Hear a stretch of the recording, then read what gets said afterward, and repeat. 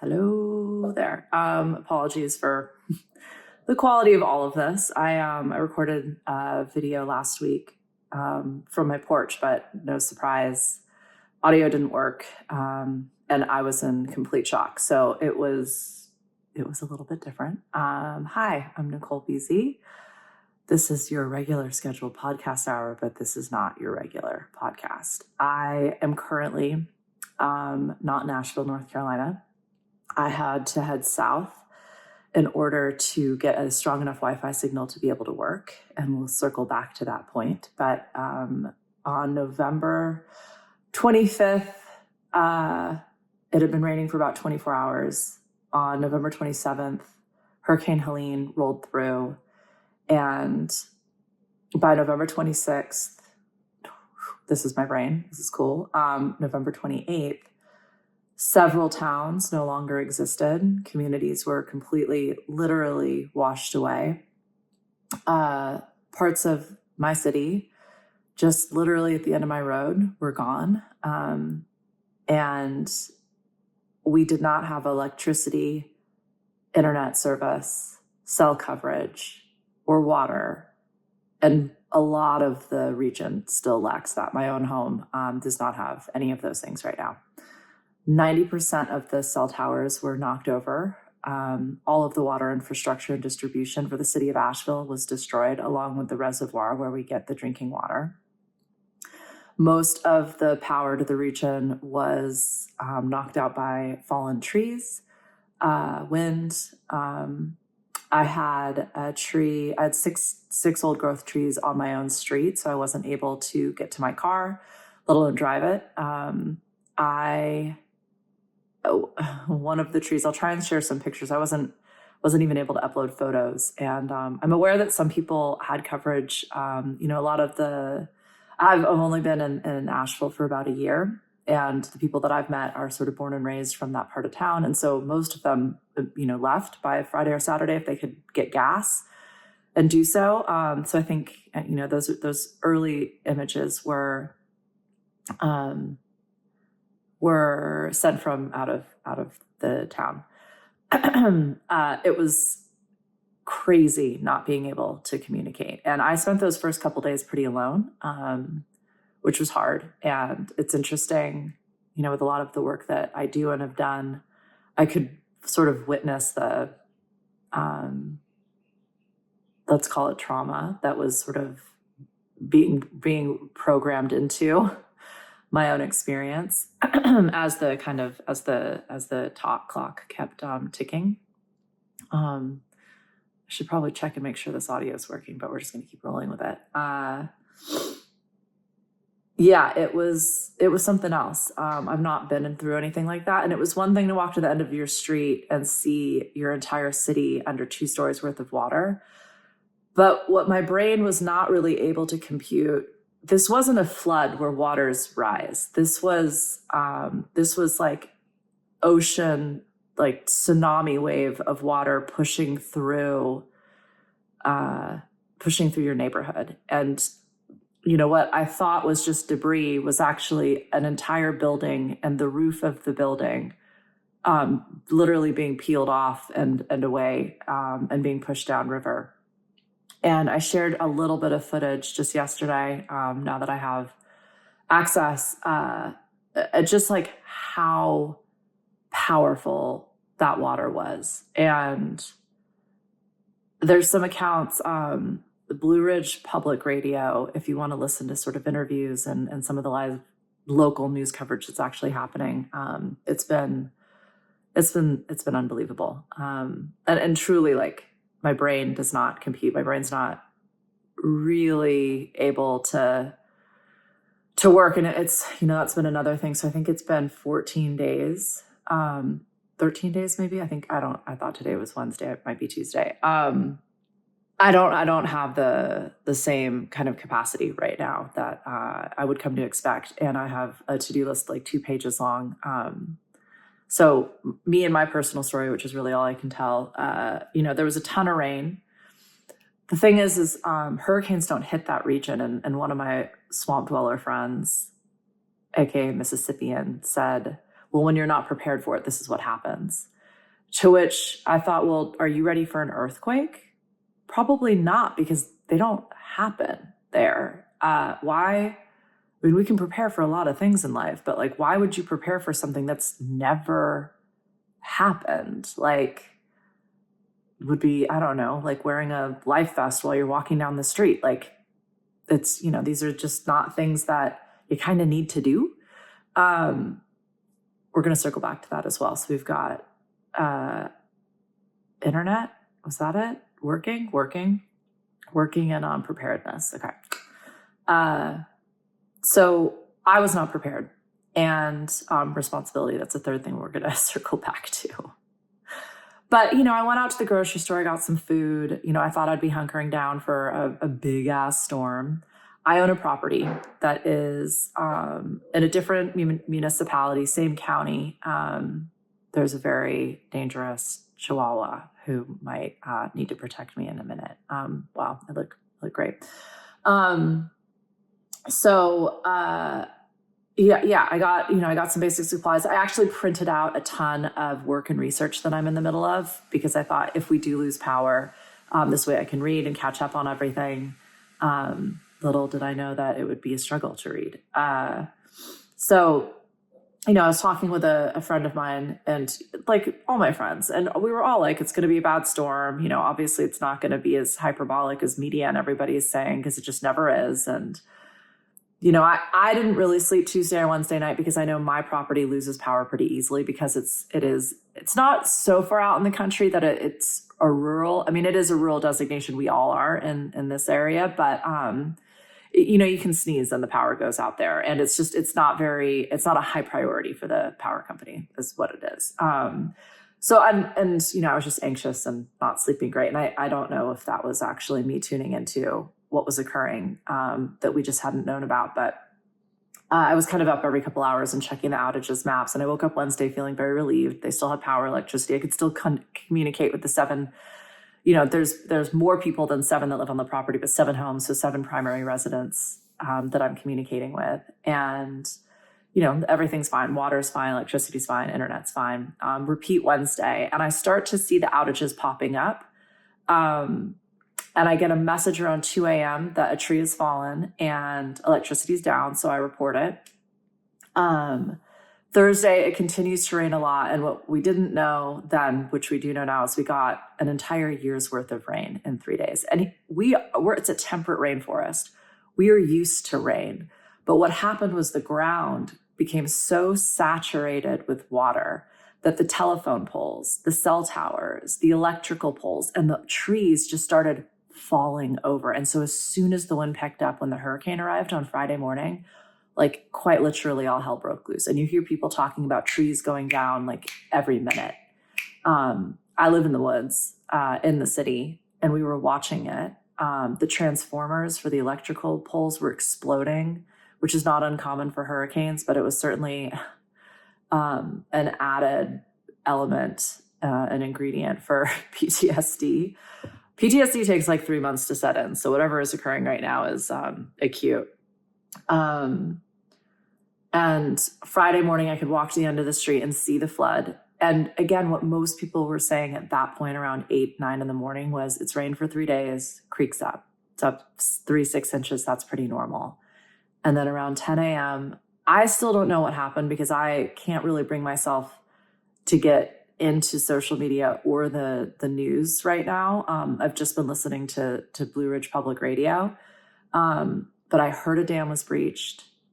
I've seen a little bit of several reservoirs just overflowing, but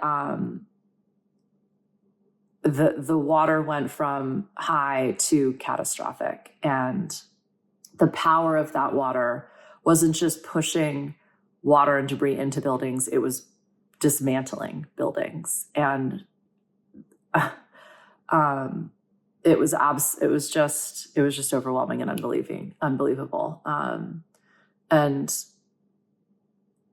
I mean, you were just watching whole businesses, whole neighborhoods, whole communities just get wiped off the map. And the The good news is the storm subsided by about Friday afternoon. And I remember walking out onto my street and just seeing the trees that were down on all around my home. Trees that had nearly missed. There's a massive tree at the end of my street, and it had fallen in such a way that it fell between the other two homes, and then the branches were big enough that it fell over the fence, so it hadn't yet broken the guy's fence. Hold on, my phone is like heavy. This is really great video. Yeah, it was just insane. And, you know, that tree had kind of split in the middle. And so what we were being told is there's so much tension in it, you can't actually take chainsaws to it. But so that first day was just wellness checks, knocking on doors. I call her my Nana Lord. I live underneath a 76-year-old woman. So making sure she was okay. None of us could communicate via phone or internet. So nobody knew what was happening or what the real damage was. We went for a walk later, and at the top of my hill, I could get 1 bar of service. And at that point, again, we just think it's a bad storm. I mean, clearly a devastating storm, but no idea about the loss of life and the missing persons and how bad it was. I am personally absolutely freaking out about my property. I knew that property in its entire time of existence with the structures on it had never been through a weather system like that before. At that point, we were still just calling it a 100-year storm. I couldn't get in touch with any one of the residents. I could not get my car out there. And that became my primary mission for the foreseeable future, was just get there. So then on Saturday, I still could not access my car. There were still 6 trees down. There were residents who had chainsaws who were kind of discussing what next. But for the most part, people were just trying to make sure they had enough food and they had enough water, because we just didn't know what was going to happen. I was talking with some neighbors, and someone walked up to me and heard my story and said, if you need to take my car, you can. As I took their car and drove up the street, I realized just how incredible the city and community and people of Asheville were. Everybody was on the street. Everybody was helping each other. Where debris could be cleared, where people could start cutting things down or helping, they were. There were some homes with power. They were running electrical cords and extension cables out. They were moving anything they could onto the street, making signage. There was another family up the road who had the radio, and so they were listening to the updates and transcribing them. And then I think they had a Xerox copier or some kind of like printer or something. They had power. They were making copies, and then their kids were handing out all of these pieces of paper. It was unbelievable. And so I attempted to get to my property, but the traffic was bumper to bumper. Everybody was making a run on the gas stations because, again, no one knew that this was coming. And I kind of freaked out because I didn't think about it. There's no Google Maps. There's no iMaps. The roads to my property go along the river. There's 2 different major rivers that intersect in Asheville, the Swannanoa and the French Broad, and they meet just east of my property. And I know that that road floods anytime it rains too much, you know? So I also realized I'm going to have to drive further south and then come back around and take country roads. I don't know how to do that. Like, I don't know how to actually get to this property. And I'm in somebody else's car, and I don't want to use their gas. It was just too many. I basically had a panic attack. And so I went back to their home, and then I walked to a friend of mine's house who was a couple miles away to see if I could. He's born and raised total native. He could probably like navigate with 2 hands tied behind his back and a blindfold on, but he'd already left because he could. He had places to go. So I walked back home and just thought, we'll try again tomorrow. And that day, by about 4 p.m., I was able to get my car out. There's a curfew. So I decided to try and find gas. At this point, there's no gas in any gas stations. And I'm sure many of you listening have been through disasters before, and you drive around, the streets are empty. There's no gas at gas stations. There's people in acute trauma kind of wandering around or sitting, just staring off into the distance. You go to stores. I tried to get some non-perishables and more water, and the shelves are empty. Like, it is apocalyptic. And I freaked out again. So I went by friend's house to try and get some help. And, that's the other thing you have to keep in mind is like everybody is in this and they're all going to have their own reactions. And that person was just not available, which was really hard. When you try and ask for help and someone is too kind of caught up in their own situation and no like fault or blame at all. It can easily reinforce like there isn't any help available and you are totally alone. And I definitely went there. So I went home and, again, there's no electricity, there's no communication. You're like the sun's setting around 7:30. There's a curfew. So I'm also like eating an apple and a protein bar a day. I think at that point I was on my last apple. So anywho, took my Danilor to the grocery store Monday morning, wait in line for like 4 hours, which is a thing in and of itself. And, that's the first time I'm able to chat with people that are not in my block. And there's a ton of different stories. I'm hyper-focused on the stories of connection and hope and love that are coming out and how people are helping each other. But there are just as many stories of destruction and death and devastation. So, yeah, I'm actively telling people if this is a horror story, I don't want to hear it. And managed to get a bunch of water, a bunch of protein bars. I'm still feeling pretty resourced. And at this point, one of my team, I was able to text Shannon, my producer, Nova Podcasts, highly recommend. And so she's feeding everything to Laura, my assistant. So they're posting on my behalf and had posted my Venmo. And so I'm getting some support, which I'm just like buying supplies and then handing those out to people who look like they're very much in need. And mainly just for a point of connection. Like I see you and I'm here for you. And so anyone who has given, by the way, I'm buying cold weather supplies because the weather's going to get to about 40 and I'm far enough out of the city that I have access to fucking materials because I had to get on the other side of Atlanta before you could find, your basic storm resources, let alone water, food. Yeah. So I don't know why I'm giving you guys like such a level of detail, I guess, of the first few days, but I don't know. I assume you're listening to hear my story. So go to the grocery store, get supplies, finally get to my property. And it's an estate. I have 3 massive trees down.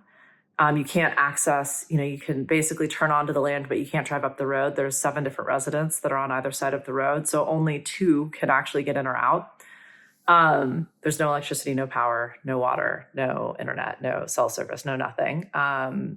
So I start cleaning it up. And what I will say is it felt really good to finally be able to take action. And also like I have a broom and a rake, and it is probably the most inefficient form of anything that could have been done in that moment, but here we are. And I was just very aware I just needed that. And there's so much bureaucracy in trying to get support, and quite honestly, I've never really participated in that system, and that's like a whole different conversation to be had. But I'm aware that the people who typically support me and help me have their own properties and families and communities that they need to take care of. And I had reached out to people the week prior, knowing a big storm was coming through, like my septic guy to get all the septic serviced, and my maintenance guy just in case like leaks or damage was incurred. But obviously everything changed. So it felt good to take some action. We managed to clear enough of a space so people could drive essentially through and underneath the tree. The tree is wrapped in the electrical cables, which have pulled the power pole down. So I knew it was going to be a minute. I wanted to make sure the well water wasn't compromised. And what I was told is that I could actually hook a generator up to the well. So then my mission became acquire generator, acquire gas canister, acquire gas to get well water working. And between that and cleaning, that occupied my first 5 days, Monday through Friday. I'd been told that there was enough Wi-Fi at like the library or the police department, to work. And so I spent one whole day just on the phone with lenders and utilities and, anybody that I transact with on a back end business level. to just see what happens if I can't make payments. What happens if, like my health insurance is $500 a month and I have no residence any longer paying rent. So like what happens if I literally can't pay my bills? So yeah, it was, again, a very fruitless effort. It's interesting how the system works. The good news is I'm in really good standing. The bad news is that means there's not a lot of there's not a lot of help until I'm not. So that was an interesting discovery. But at the end of the day, it felt really good making progress. Also, just very aware I'm like having a total out of body experience. I'm kind of wandering around in a daze. There's a couple businesses open where I'm going and, getting a drink or like getting some food. And I'm just kind of like an hour passes and I don't know. So I'm also bringing awareness to where I'm just mentally, physically, emotionally at. Even just struggling to clean. Like I was definitely not eating enough calories. And a friend of mine did show up with a blower. I was like, oh, wow. In like 30 minutes, you just accomplished like 2 hours worth of work. Okay, let's try and get a blower, but you can't. There's none of the things. So anyhow, I realize that I can't get emails out. I can't attach documents. Therefore, I can't fill out any of the forms that people are asking me to fill out. And I don't even know if it's going to make any difference. And I have clients this week. And I literally have a client in 5 minutes, so I'm going to need to go. And I'm just letting everybody know if this isn't something that felt supportive. I totally understand. I've had a few people say, look, I don't think this is going to be the right time for you. Let's just call this what it is, done. And fair enough. I've not even heard from some other people because that's what, we only touch base on the 1 or 2 times a month that we talk. So it'll be really interesting. I trust that this is all going to make a lot more sense when it does. I am committed to being in the community and helping rebuild. That part has become abundantly clear. So the 3 points I wanted to circle back to, we just covered the first one, just capacity to work. I don't know. A lot of people are asking me how I'm doing, what they can do to help. I don't know. I personally don't know what happens next. So it's challenging for me to answer that question for you.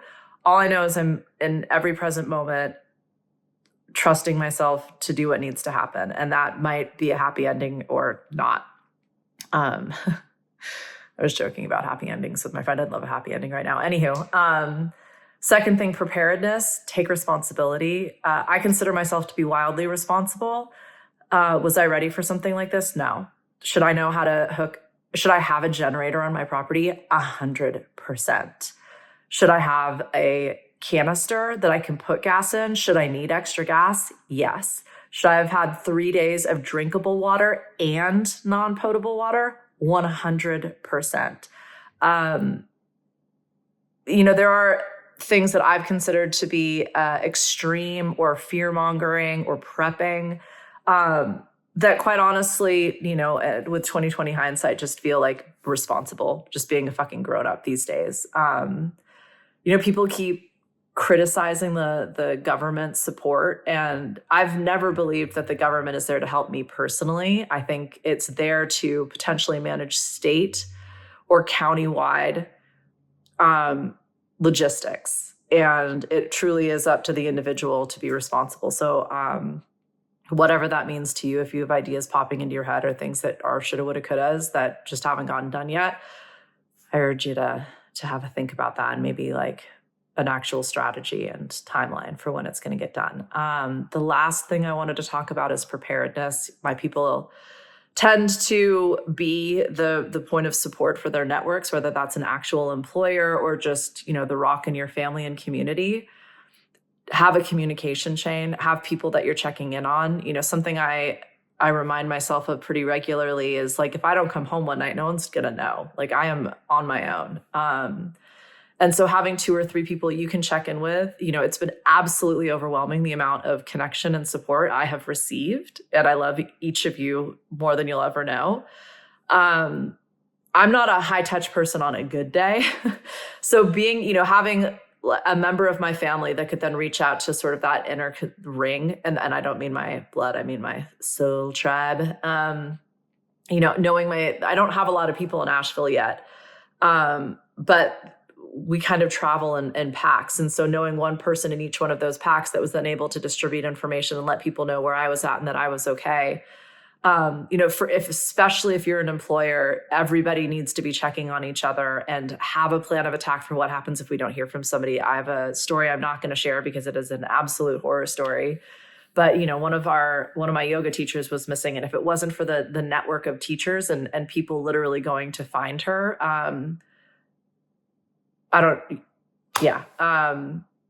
so, have a chain of communication, have a plan. What happens if we can't open? What happens if we can't work? What happens if there isn't the support we expect or rely upon available for 3 days to 3 weeks? And again, don't do this from a place of like fear or victimhood. Like, this is, to me, just it's empowering. And what I've seen from the people of Western North Carolina, who are wildly, I mean, quite literally wild, they're very self-sufficient. That, there's enough farmers around, there's enough wells around, there's enough generators around, there's enough tools and skill sets around, that for the most part, people who weren't physically injured or experienced large loss of property and damage, not only did they not skip a beat, but they were very much able to help the people around them, which just is incredibly empowering and rewarding. The volunteer efforts, it's all been community organized. And so, know who your neighbors are. Know who the elders are in your immediate vicinity. Have phone numbers, have addresses, have people are going to check on you.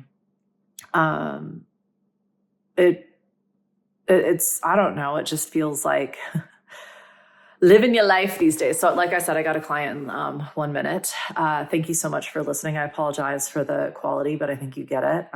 Let's hope this one actually worked. There will be a list of resources and organizations I've seen on the street. And so I would encourage you to give. Quite honestly, if you can find a Venmo account and send money, that's what people need. There actually is lots of digital transacting occurring. Cash is useful, but like, people don't need, they don't need more canned food. They need money. And this is the biggest tourist season of Asheville. Like, the economic impact of this is going to be felt for a solid decade. The entire arts district was literally washed away. And again, I don't mean flooded. I mean, it isn't there anymore. And those are my people. So that's why I plan on doing whatever I can to offer my skill set in the rebuilding of this region, because it is like nothing I've ever seen or participated in. And I'm deeply honored to be able to give whatever I can. So thank you for listening. I got to go. I love you. Bye.